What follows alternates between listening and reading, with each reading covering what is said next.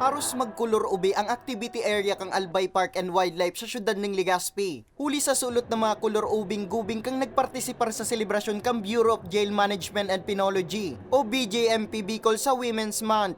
Ang aktibidad, pinunan sa paagi kang Zumba, kung saan huminataw ng gad ang personalized kang ahensya.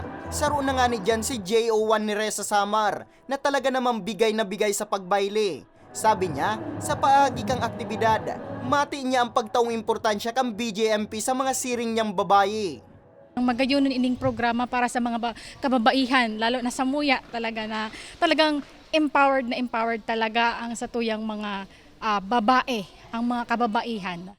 Hanga naman ang pamayukang Community Relations Service Division na si Jail Chief Inspector Ralph Bubis sa mga katrabaho niyang babae. Napadagos na nagpapahiling ning magayon asin matanos na serbisyo, asin kakaibang dedikasyon sa trabaho, sa laog o luwas man kan sa indang opisina.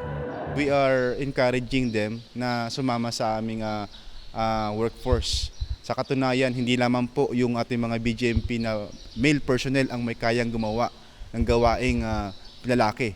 Pinapasok din ito ng mga WANA natin o yung mga women workforce natin.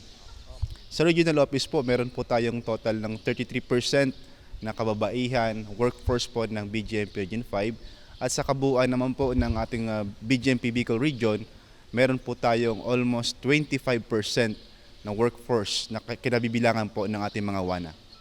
Inapod ang aktibidad na Zumba para kay WANA.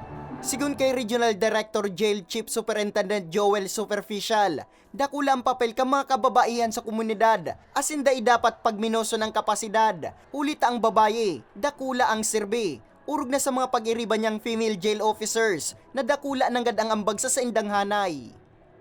Sa ating activities, which is Zumba, start breathing and dance all day. Again, maraming salamat at mabuhay ang ating mga kababaihan.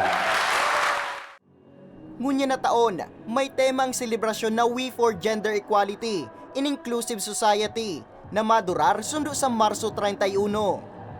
Para sa mga baretang tatak Bicol, Nomer Corporal.